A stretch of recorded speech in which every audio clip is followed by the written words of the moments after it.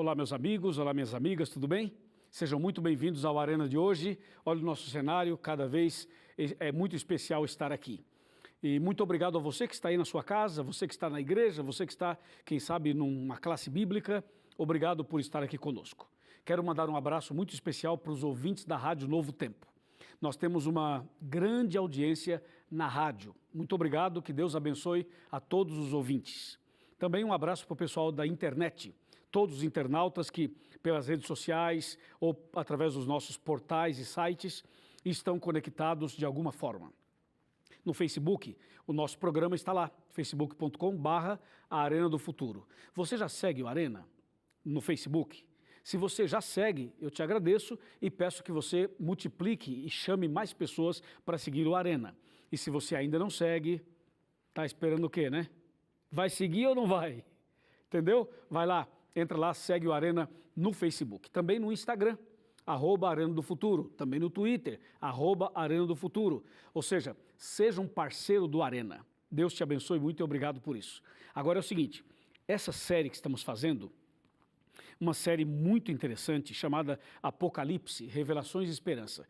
Eu tenho aqui o curso bíblico que eu quero oferecer para você de graça. É só você entrar no nosso site, apocalipse.com, e lá você tem todo esse material para baixar, para copiar, para fazer o que você necessitar com relação ao estudo da Bíblia Sagrada, certo? E se você quer baixar o nosso aplicativo desse conteúdo, você pode ir lá, Apocalipse RA, e você baixa o nosso aplicativo e ali você tem todo o nosso material. Combinado? Eu quero aproveitar agora e mandar um grande abraço para todos vocês que acompanham o nosso programa fora do Brasil. Você que está em algum país da África, São Tomé e Príncipe, um grande abraço para São Tomé e Príncipe. Eu estive com vocês, foi maravilhoso. Obrigado por tudo. Um abraço para vocês. Para você também de Angola, foi um prazer estar em Angola. Deus abençoe vocês todos. E um abraço para você de Cape Town, para você da África do Sul, onde eu também estive. Foi uma maravilha. Deus seja louvado. Um abraço também para você da Europa, vários países da Europa, onde nós estivemos ali pregando a palavra de Deus, e para você também dos Estados Unidos, e para você que acompanha a gente no Japão também. Muito obrigado a todos, forte abraço para o Japão, forte abraço para vocês que acompanham a gente em outros lugares do mundo. Bom, agora é o seguinte, nós vamos ao tema de hoje. Sabe qual é o tema de hoje? Você nem imagina, né? Mas o tema de hoje é muito bom. O tema é 2.300 anos, ou, se você preferir, as 2.300 tardes e manhãs. Esse é o tema de hoje. Prepare o seu coração.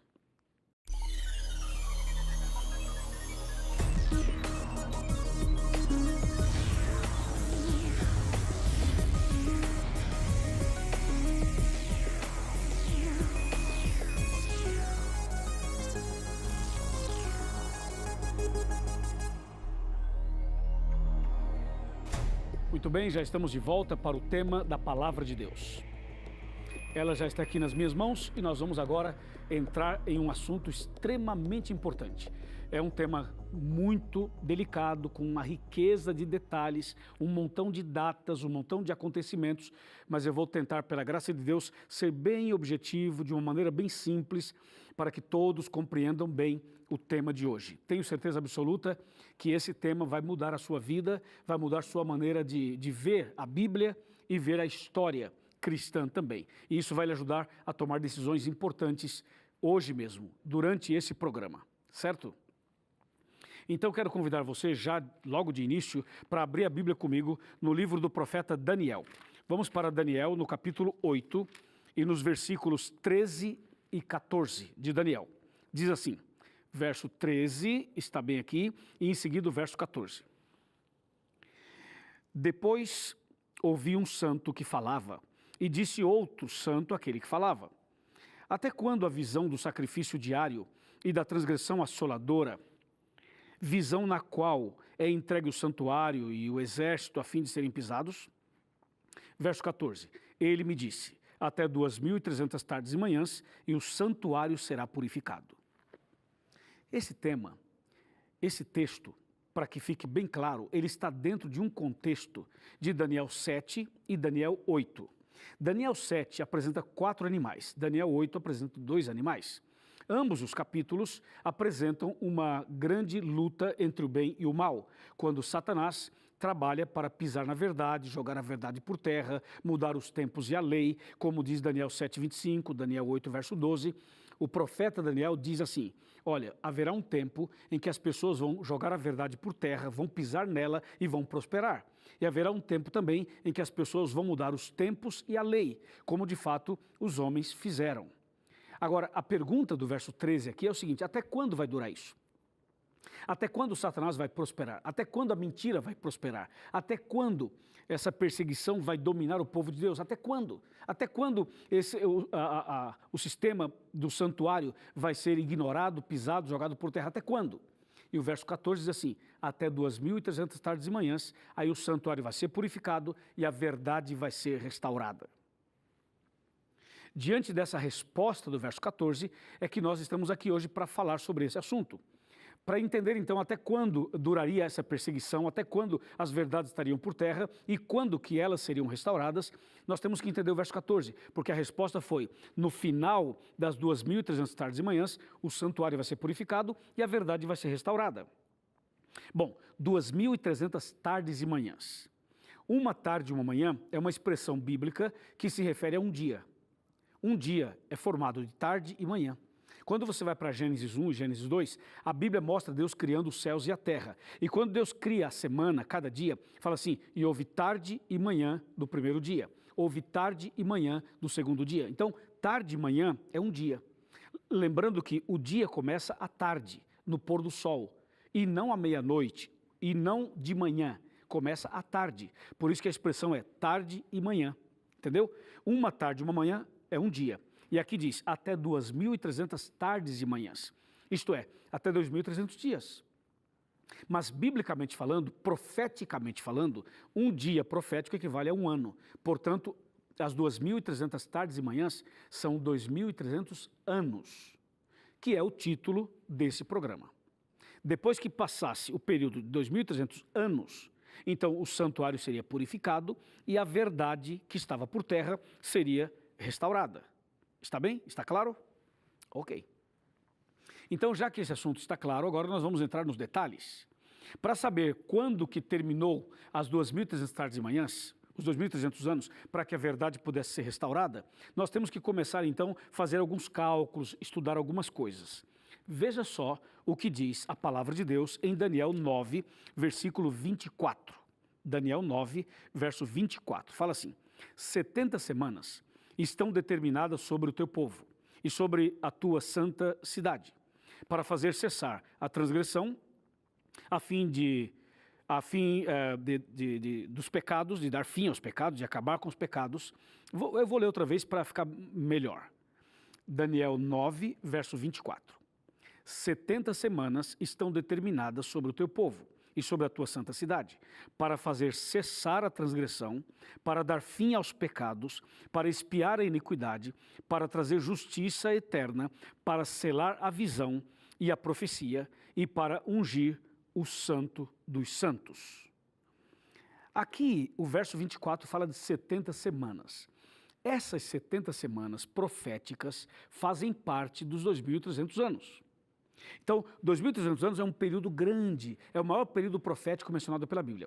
E esse período grande, ele é fatiado por acontecimentos. Então, uma dessas fatias dos 2.300 anos são as 70 semanas.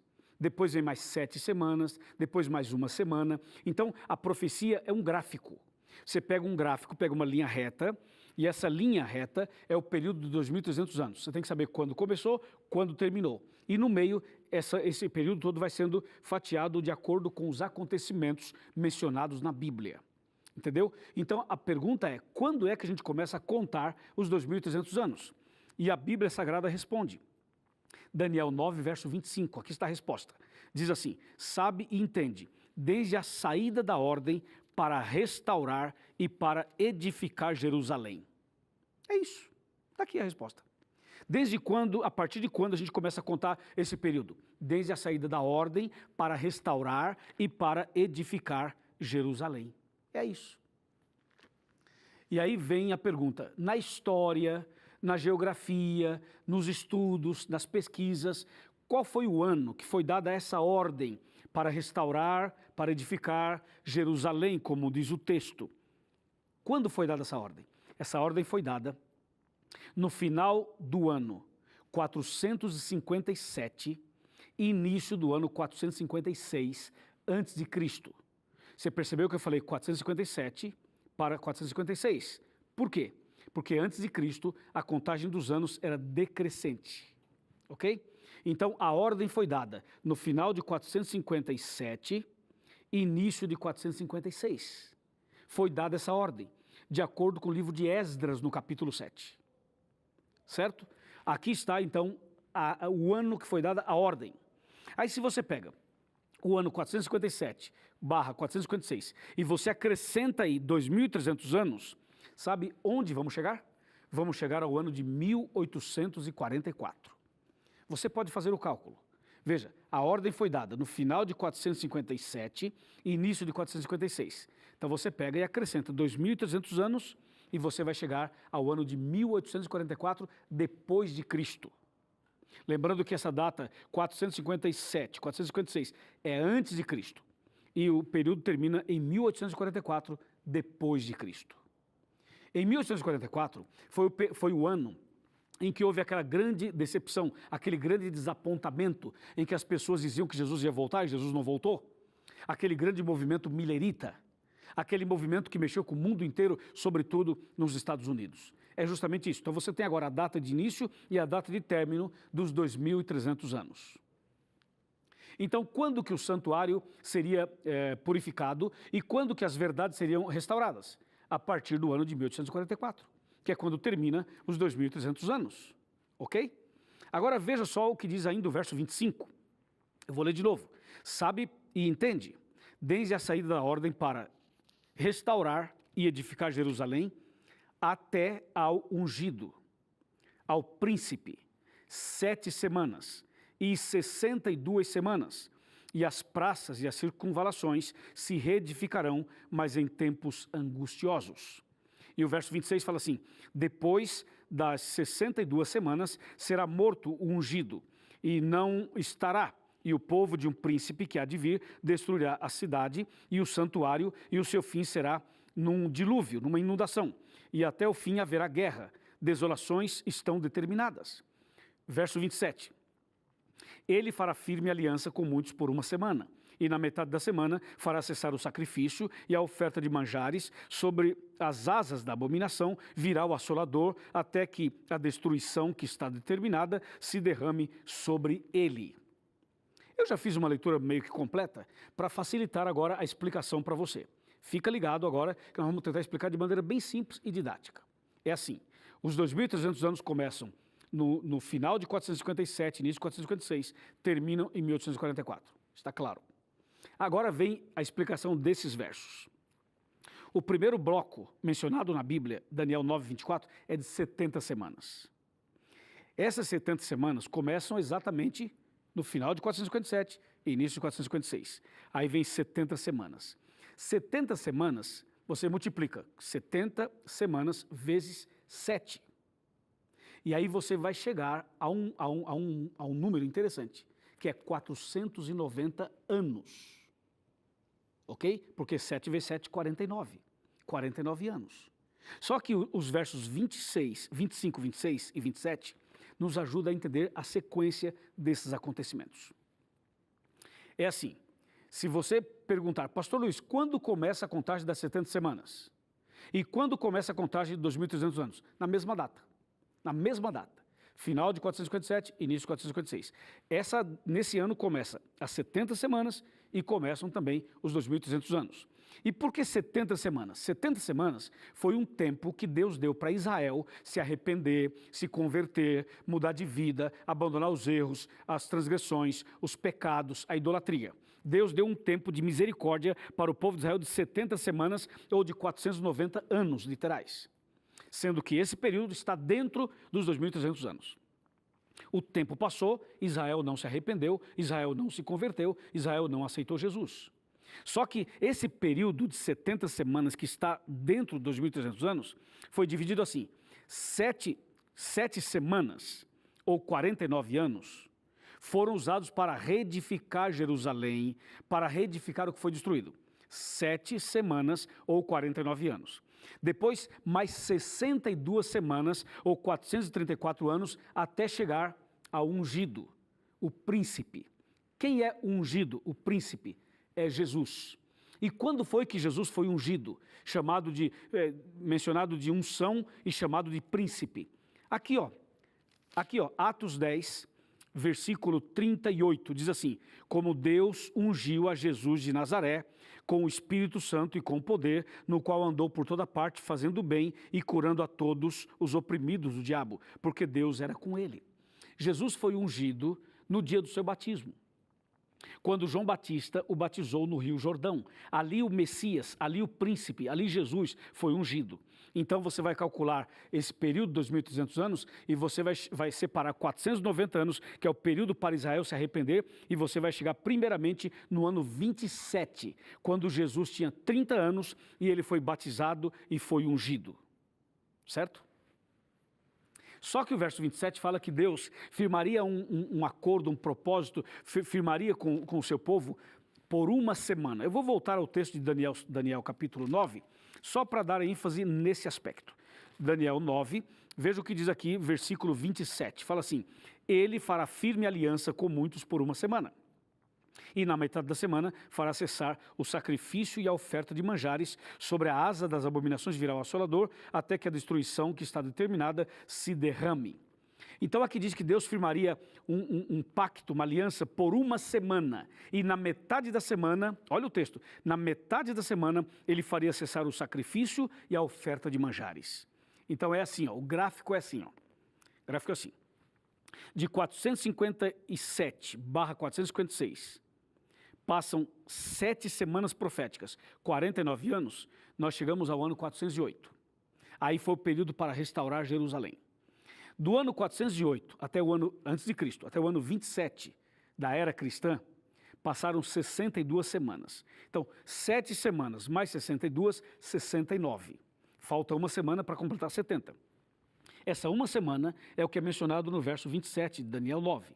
Essa uma semana envolve desde o batismo de Jesus até o momento em que Israel perde a chance dada por Deus de 70 anos. Então, no ano 27, Jesus é batizado.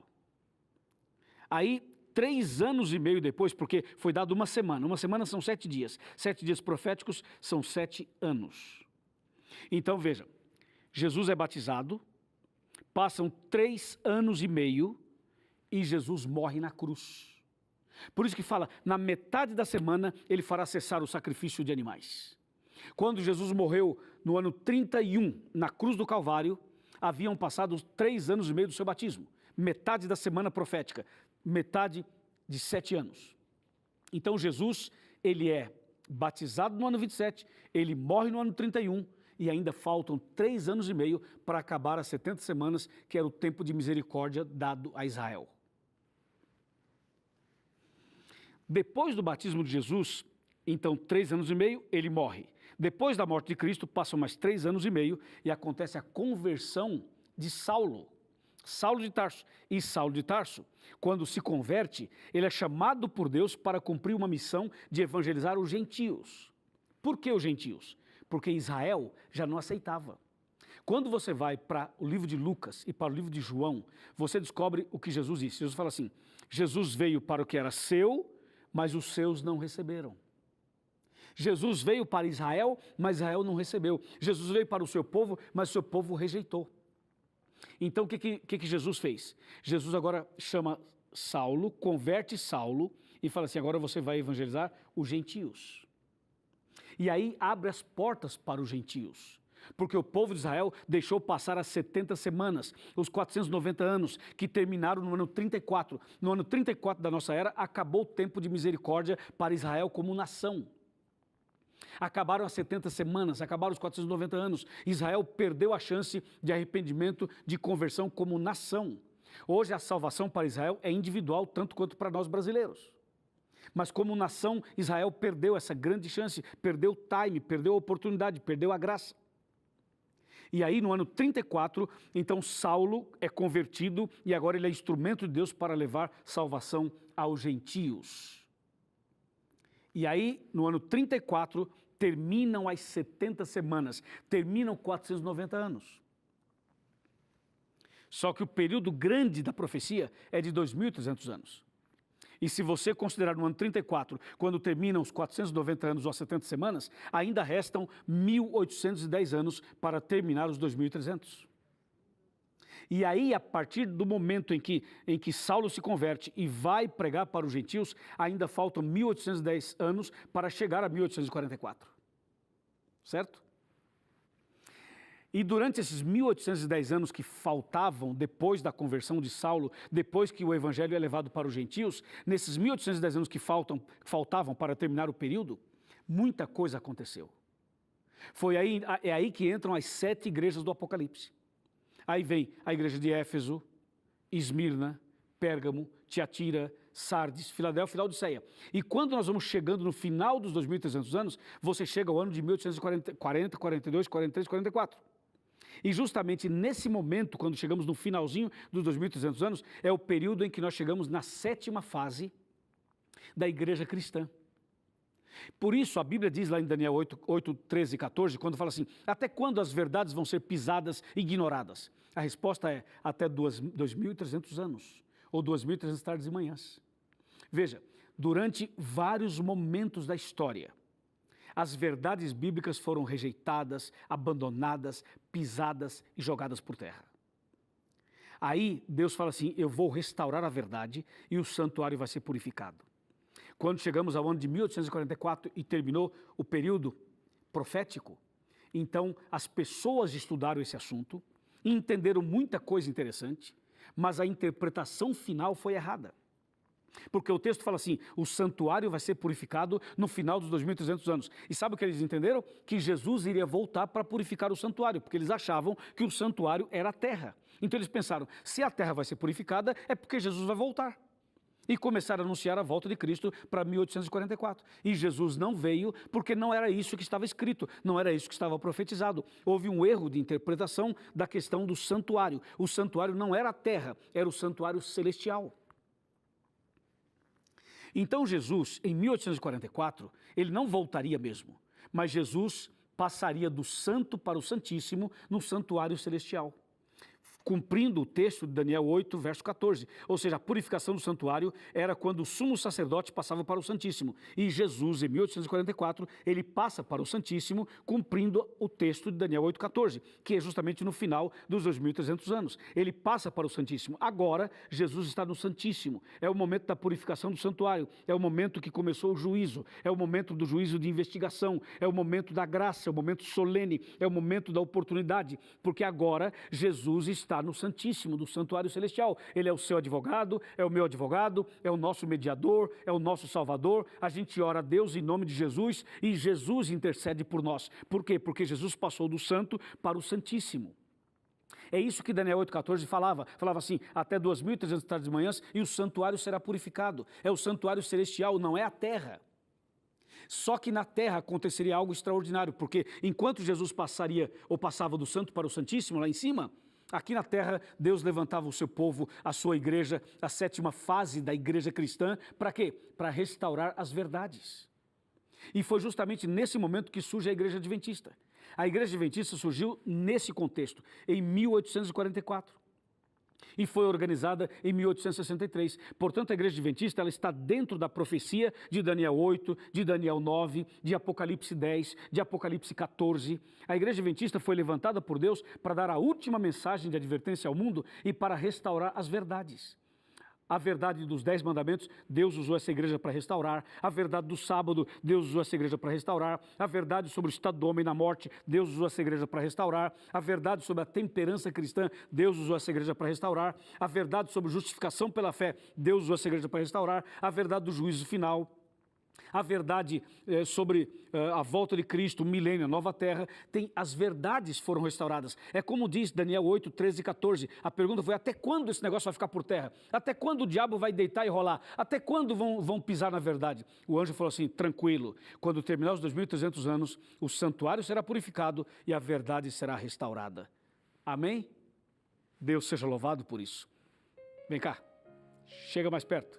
Vamos sentar aqui para a gente conversar um pouquinho mais e finalizar esse tema de uma maneira especial. Por favor, aproxime-se aqui. Chegue mais perto, meu amigo. Chegue mais perto, minha amiga. Não tenha medo de estudar a Bíblia. Não tenha medo de perguntar, de questionar, de avançar, de fazer análise. Não tenha medo, porque a Bíblia Sagrada é clara. É a palavra de Deus para você e para mim. Hoje eu sou pastor da Igreja Adventista do Sétimo Dia. Mas eu sou também o seu pastor. Não importa qual a sua igreja, qual a sua denominação ou qual a sua religião, eu também sou o seu pastor. E eu gostaria que você estudasse mais esse assunto, que você abrisse a Bíblia, fosse atrás, pesquisasse mais, estudasse mais, para que você pudesse compreender mais coisas que são extraordinárias. Eu quero fazer uma pergunta para você. Você quer fazer parte da Igreja de Deus, que nesses últimos dias tem a missão de pregar a verdade e levar salvação às pessoas? Você quer nascer de novo e começar uma vida nova seguindo o exemplo de Jesus? Você quer que a verdade seja restaurada na sua vida? Você quer que os princípios bíblicos sejam restaurados no seu coração? Se você quer isso, se você quer nascer de novo, então eu tenho certeza que Deus vai te abençoar. E tem outra coisa. Procure o pastor da Igreja Adventista. Se você já está na igreja, já está, é só perguntar. Se você não está, procure uma Igreja Adventista. Diga assim: pastor, eu quero estudar mais a Bíblia, eu quero ser batizado, eu quero nascer de novo. Eu sou convidada e convidado do pastor Luiz Gonçalves. O pastor vai te atender, a igreja vai te abraçar, você vai estudar mais a Bíblia e você vai ser batizado. E se eu estiver na sua região, eu mesmo batizo você. Eu mesmo quero batizar você. E aí, aceita o desafio? Estou te falando, eu batizo você. Batizo você. Quer que eu te batize? Quer ou não quer que eu batize você? Se você quer, levanta a mão. Fala: pastor, eu quero.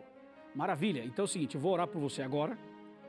Você faz contato com a Igreja Adventista, procure o pastor, diga isso para ele, ele vai fazer contato comigo. Eu vou batizar você. Por imersão, como Jesus foi batizado. Amém? Então, com a mão levantada, porque essa é a sua decisão, levante a sua mão. Vamos, levanta a mão. Tá com medo, é? Levanta essa mão aí, rapaz. Qual o seu problema? Vamos, levanta essa mão. Muito bem, vamos então orar. Querido Pai Celestial, obrigado por esse tema tão importante. Eu sei que tem muitos detalhes, mas creio também que a Tua palavra ficou clara para as pessoas. Agora estamos tomando decisões importantes. Abençoe essa pessoa que quer nascer de novo, que quer se batizar, que quer pertencer ao Teu povo e quer seguir a verdade e quer a verdade restaurada na vida delas. Eu entrego nas Tuas mãos esta decisão. Em nome de Jesus. Amém.